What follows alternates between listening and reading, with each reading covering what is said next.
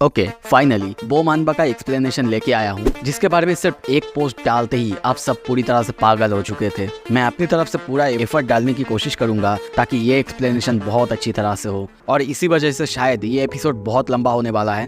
थोड़ा सा पेशेंस रखो, देखते रहो और कॉमेंट में ज़रूर बताना कैसा रहा। 10 साल पहले हमारे इस दुनिया में गेट्स ओपन हुए थे, और उन्हीं गेट्स से बहुत सारे अजीब तरह के मॉन्स्टर्स हमारी दुनिया में एंटर हो चुके थे। सिर्फ मॉन्स्टर्स ही नहीं, उसके वजह से हमारी दुनिया में इंसानों को नई तरह की पावर्स मिलने लगी, और उन्हें हम कहते हैं अवेकन बीइंग्स। बहुत सारे इंसानों को बहुत तरह की पावर्स मिलने लगे, और इन सब को हम हंटर्स कहते हैं, क्योंकि वो लोग मॉन्स्टर्स को हंट करते हैं। पर उन्हीं में था मैं। हम एक बंदे को देखते हैं जो कि बहुत कमज़ोर लग रहा था, तभी उसे कोई डायमंड से मारता है, जिससे उसकी बहुत ज़्यादा खून निकल आता है। उसकी हालत ख़राब हो जाता है, चारों तरफ खून गिरने लगता है। वो नरेट करता है, मैं बस एक लूज़र हूँ जो कि एक अवेकेंड स्पेशलाइजेशन हाई स्कूल में पढ़ता है। मेरे पास बस एक एबिलिटी है जो कि है रीजनरेशन। ये नॉर्मली एक एस रैंक एबिलिटी होना चाहिए था, पर मेरे लिए नहीं। हम देखते हैं उस बंदे को कुछ लड़के बुली कर रहे हैं, क्योंकि इसमें मुझे बहुत दर्द होता है। उसकी बॉडी को हील होते हुए तो देखते हैं, साथ ही में उसे इतना दर्द हो रहा था कि वो चीख रहा है। पुलिस मुझ पर अटैक करते हैं और हंसते हैं, और फिर हंसते हैं। हम देखते हैं उसकी हालत बहुत ख़राब हो चुका है। उसकी बॉडी के चारों तरफ रीजनरेशन के निशान हैं। फिर से कहता है, जब मैं हील कर रहा होता हूँ उसके वजह से मुझे बहुत ज़्यादा दर्द हो रहा होता है, और इसी की वजह से मेरे बॉडी में कोई भी प्रूफ नहीं होते हैं कि मुझे बुली किया गया है, क्योंकि एक बार मैं हील होता हूँ तो फिर मेरे बॉडी में कुछ भी नहीं रहता।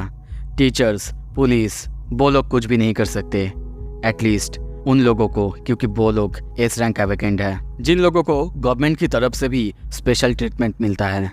हाँ, आप लोग बोल सकते हो, अगर मुझे यहाँ पे इतना बुली किया जाता है तो फिर मैं यहाँ पे क्यों हूँ, यहाँ से भाग क्यों नहीं जाता। मैं ये सब सिर्फ एक ही वजह से एंडोर करे जा रहा हूँ, और वो है मेरी मॉम। उसके घर पे देखते हैं उसके मॉम ने उसके लिए खाना बनाया है। वो पूछती है, बेटा तुम आ चुके हो, स्कूल कैसा था तुम्हारा? वो कहता है, स्कूल अच्छा था मॉम, बहुत अच्छा। और कहती है, सच में? वो खाना खाने लगता है, चुप रहता है, सोचता है मैं एक हंटर बन सकता हूँ जब मैं ग्रेजुएट हो जाऊँगा। और नरेट करता है, मेरी डैड जब मैं 5 साल का था तभी गुजर गए थे, और तब से मैं और मॉम अकेले हैं। मैं एटलीस्ट एक सी रैंक का हंटर बन सकता हूँ। हाँ, उसमें इनकम ज़्यादा नहीं होगा, पर इतना तो होगा कि मैं और मेरी मॉम अच्छे से कहीं दूर जाके रह सकते हैं। कम से कम वहाँ पे हम शांति से तो रहेंगे, है ना मॉम?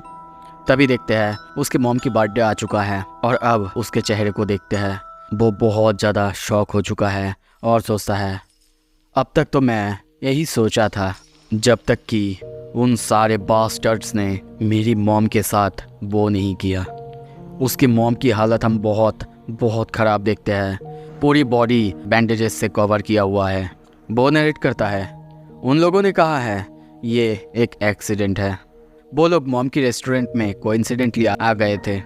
तभी सीन शिफ्ट होता है, पास्ट के सीन दिखाया जाता है, जहाँ पे उसकी मॉम उन्हीं सारे लड़कों को, यानी उसके क्लासमेट्स को सर्विंग कर रही थी।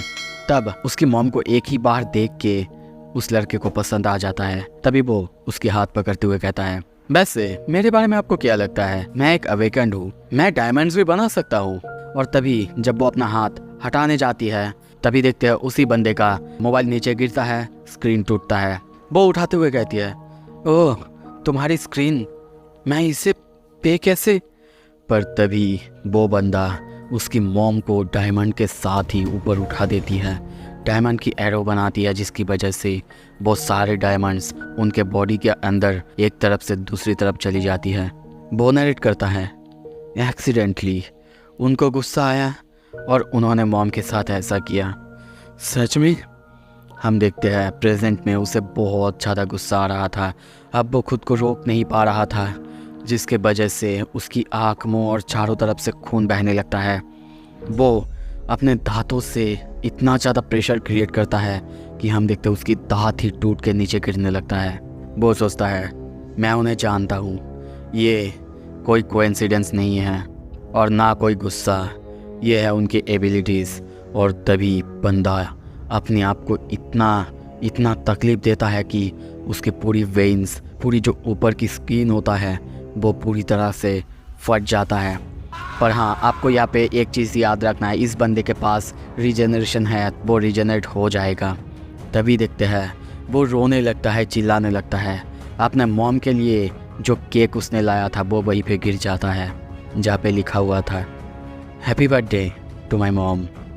सीन शिफ्ट होता है। अब हम किसी और एक जगह पे देखते हैं। वो लोग बात कर रहे थे। एक बंदा कहता है, हे तुम श्योर हो ना, ये ठीक है? वही कहता है, क्या होगा अगर वो मर जाएगी तो? वो बंदा कहता है, किसे परवाह है, वैसे भी हम लोग बहुत यंग हैं और लॉ के द्वारा हम प्रोटेक्टेड हैं, और तुम्हें पता तो है ना हम लोग अवेकेंड है। वो कहता है, पर फिर भी। ये सुन के वो बंदा गुस्से में कहता है, हे क्या तुम्हें लगता है ये पहली बार है जब मैं किसी को मार रहा हूँ?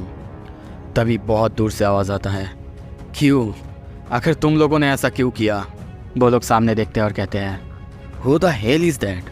वो गुस्से में आगे आने लगता है और कहता है, मैंने पूछा क्यों आखिर तुमने मेरी मॉम के साथ ऐसा किया, बताओ, यू फकिंग बास्टर्ड।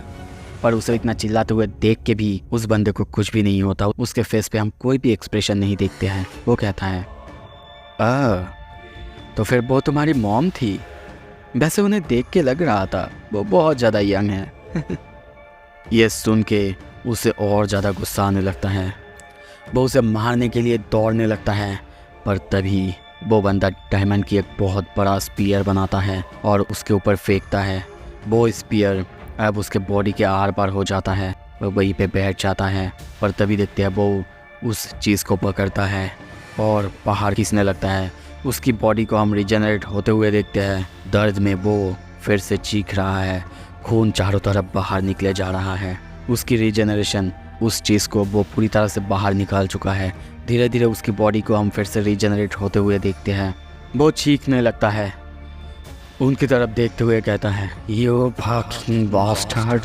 ये सुन के वो बंदा कहता है, वाओ वाओ वाओ। और तभी एक ही साथ बहुत सारे वैसे ही डायमंड स्पीयर्स को अपीयर कराता है और उस बंदे के ऊपर मारता है। ओके, आई एम सॉरी, मैं यहाँ पे उसका नाम बोलना भूल गया था। उसका नाम है कैन जियोंग। और अब देखते हैं एक ही साथ सारे स्पीयर्स उसकी बॉडी के आर पार हो जाते हैं। वो वहीं पे बैठ जाता है। वही बंदा कहता है, क्या लगता है तुम्हें, कौन हो आखिर तुम, लूजर? उसकी बॉडी के आसपास चारों तरफ हम उन्हीं स्पीयर्स को देखते हैं। फिर से उसकी बॉडी रीजनरेट होने लगता है।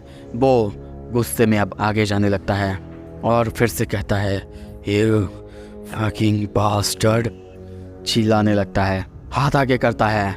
वही बंदा साइड में देखते हुए कहता है, ये बंदा सच में बहुत डिटरमाइंड है ना थॉर, अब उसे दिखाओ।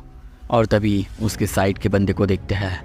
वो उसकी तरफ देखता है, उसकी आंखें ग्लो होता है और तभी एक बहुत खतरनाक बिजली का झटका कैन के ऊपर गिरता है। वो चीखने लगता है, उसकी बॉडी अब जलने लगता है। वहीं पे वो गिर जाता है। उसकी खून वहाँ पे चारों तरफ बिखरा हुआ देखते हैं।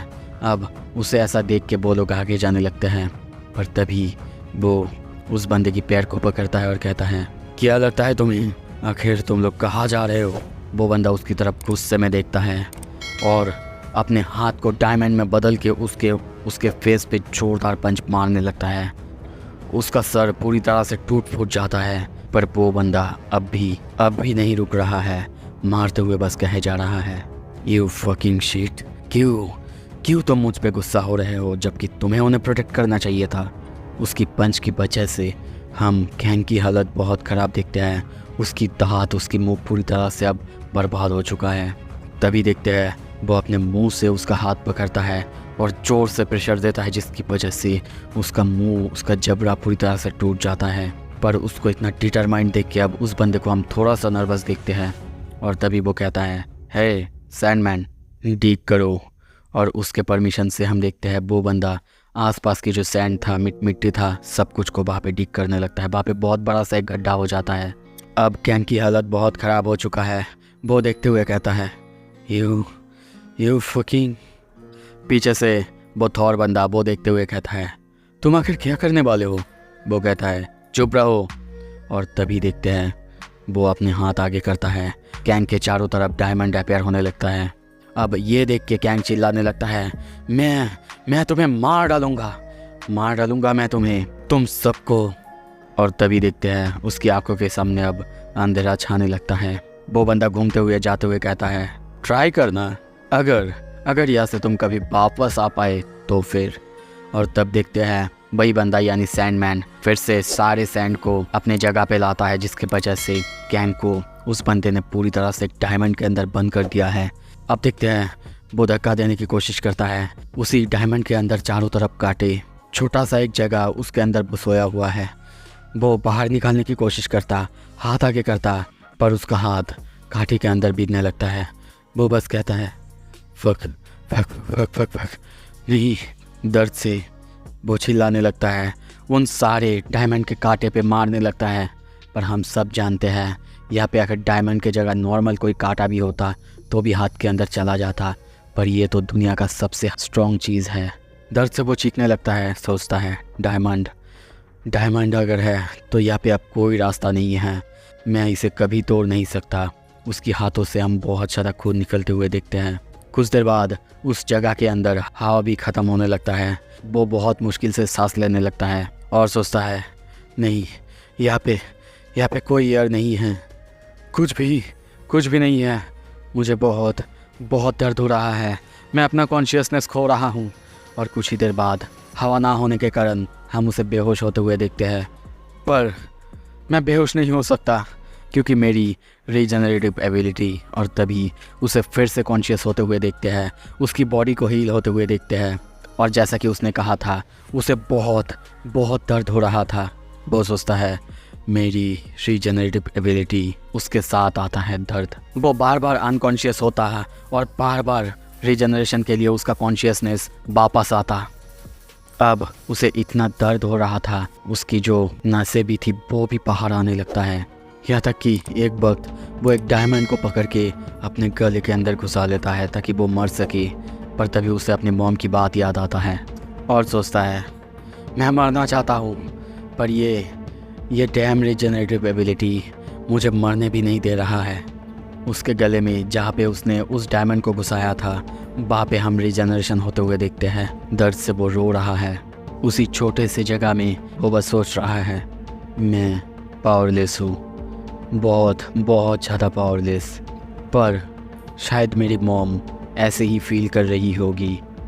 नहीं, अब मुझे बाहर जाना ही होगा, चाहे कुछ भी हो जाए, चाहे कितना भी समय लग जाए, कुछ भी फ़र्क नहीं पड़ता मुझे। अब वो फिर से बार उसे डायमंड के कांटे के ऊपर पंच करने लगता है। उसका खून बह रहा है, उसका स्किन पूरी तरह से नष्ट हो रहा है, पर वो अब नहीं रुक रहा है। बस एक ही चीज़, उसे अब बाहर जाना है। वो सोच रहा है, चाहे कुछ भी हो जाए, चाहे कितना भी टाइम लग जाए, मैं बाहर जाऊंगा, निकल कर ही रहूँगा। सीन शिफ्ट होता है, बाहर हम देखते हैं टीवी पे किसी का इंटरव्यू लिया जा रहा था जो कि एस रैंक हंटर्स है। वहाँ पे 3 दोस्त जो कि बहुत ज़्यादा फेमस है अपने काइंडनेस के लिए, रिपोर्टर उनके साथ बात कर रहा था। वो कहता है, हमने सुना है कि आप अच्छे कामों को बहुत ज़्यादा वॉलंटियर करते हैं। वो लोग कहते हैं, हमेशा हमें मज़ा आता है, अच्छा लगता है जब हम लोगों की हेल्प करते हैं। और अभी भी हम वैसा ही फील करते हैं। और हम तभी उन्हीं बंदों को देखते हैं जिन्होंने कि कैंग की मॉम को या फिर कैंग को हर्ट किया था। अब समय बहुत बीत चुका है, वो लोग बड़े हो चुके हैं। तभी वही रिपोर्टर और एक सवाल करता है, हमने सुना है 5 साल पहले आपने किसी सिविलियन को हर्ट कर दिया था गलती से, क्योंकि आपने अपना गुस्सा कंट्रोल नहीं कर पाया था। तभी देखते हैं ये सुन के वो बंदा अब रोने लगता है और कहता है, ओह वो मेरी फ्रेंड की मॉम थी, तब मैं स्टूडेंट था। सच में मैं अपने गुस्सा तब कंट्रोल नहीं कर पाया था, पर अब सबके सामने मैं उससे माफ़ी मांगना चाहता हूँ। उस दिन के बाद मैंने उसे कभी नहीं देखा, पर मन में सोचता है, व्हाट द एक्चुअल फक, आखिर क्या हो रहा है यहाँ पे, क्या सवाल किया जा रहा है मेरे से। मैं फिर से माफ़ी मांगना चाहूँगा आप सबके सामने। पर तभी दरवाज़ा ज़ोर से खुलता है और वही दरवाज़ा उन सब की तरफ आता है। कोई उस दरवाजे को उन सब की तरफ फेंकता है। वो अपने हाथों को डायमंड में बदलता है, उस दरवाजे को वहीं पे रोकता है। सामने देखते हुए कहता है व्हाट द फक। अब सारे लोग जब पीछे देखते हैं, देखते ही डर जाते हैं, भागने लगते हैं, कहने लगते हैं एक मॉन्स्टर। और तभी एक बहुत खतरनाक एंटिटी को उन सब के सामने आते हुए देखते हैं। वो बंदा रिएक्ट करता उससे पहले ही हम देखते हैं वो मॉन्स्टर उसे खतरनाक एक पंच मारता है। तभी हमें पास्ट के सीन दिखाया जाता है। कैंग अभी भी बार बार दर्द होने के बाद भी उसे मारे जा रहा था, उसी डायमंड को, उस केज को मारे जा रहा था और सोचता है कितना टाइम बीत चुका है, कुछ महीने या फिर कुछ साल। इन सारे डायमंड्स पर एक भी स्क्रैच नहीं आए अब तक। पर एक चीज़ है जो कि हो रहा है, मेरी रीजनरेटिव एबिलिटी ये थोड़ा सा बदल रहा है, ये अलग है दूसरों से। मैं इन सारे डायमंड्स पर बार बार मार रहा हूँ, जिसकी वजह से मेरे बॉडी पे कॉन्टीन्यूअसली इंजरीज हो रहे हैं और रीजनरेशन हो रहे हैं। और जैसे कि मेरा बॉडी बार बार रीजनरेशन हो रहा है, पिछले बार से मेरा बॉडी बार बार स्ट्रॉन्गर होते हुए जा रहा है, यहाँ तक कि मेरी एक्सोस्केलेटन वो भी बाहर निकल चुका है। तभी पंचेस की वजह से उसकी एक्सोस्केलेटन को हम बाहर आते हुए देखते हैं और सोचता है उसी ग्रेव के अंदर मेरा पूरा शरीर पूरी तरह से डिस्ट्रॉय हो चुका था और रीजनरेट हो भी चुका था। दर्द, चारों तरफ खून की छींटे, मेरे बॉडी के मांस चारों तरफ बिखरे हुए, मेरे बोन्स चारों तरफ बिखरते हुए। फिर से जब मैं रीजनरेट हो रहा था, वही दर्द, वो मौत से भी बदतर था। फिर भी मैं रुका नहीं। उसके पंच की वजह से हम देखते हैं उस बंदे की दांत से लेके मुंह पूरी तरह से टूट जाता है और उड़ते हुए वो बहुत तेज़ी से पीछे जाके गिरता है। अब उन दो बंदों को देखते हैं, वो भी बहुत ज़्यादा शॉक में हैं अपने सामने उसी मॉन्स्टर को देखते हुए। अब हम देखते हैं कैंग पूरी तरह से बदल चुका है, उसका आधा बॉडी या फिर पूरा बॉडी एक्सोस्केलेटन से भरा हुआ है। वो उस बंदे की उसी बात को याद करता है जब उसने स्माइल करते हुए कहा था, ट्राई, अगर तुम यहाँ से बाहर आ सके तो फिर तो करोगे ना, और उससे पहले यहाँ से बाहर तो आ जा। उन दोनों बंदों को देखते हैं जो कि शॉक होके इस मॉन्स्टर को देख रहे थे। और तभी वो चिल्लाते हुए कहता है, मैं बाहर आ चुका हूँ यू फकर्स। सो इसी के साथ ये चैप्टर 1 ख़त्म होता है। कैसा लगा आपको? प्लीज़ थोड़ा सा बोलिए, कमेंट करिए। और अगले एपिसोड में 2 चैप्टर्स एक साथ कंटिन्यू करूँगा। अगर आपको इसको देखना है, कंटिन्यू करना है, क्योंकि ये कंटिन्यू होने वाला है, अगर आपको देखना है प्लीज़ सब्सक्राइब कर लो। और तब तक मिलेंगे फिर से। Thank you so much, stay tuned.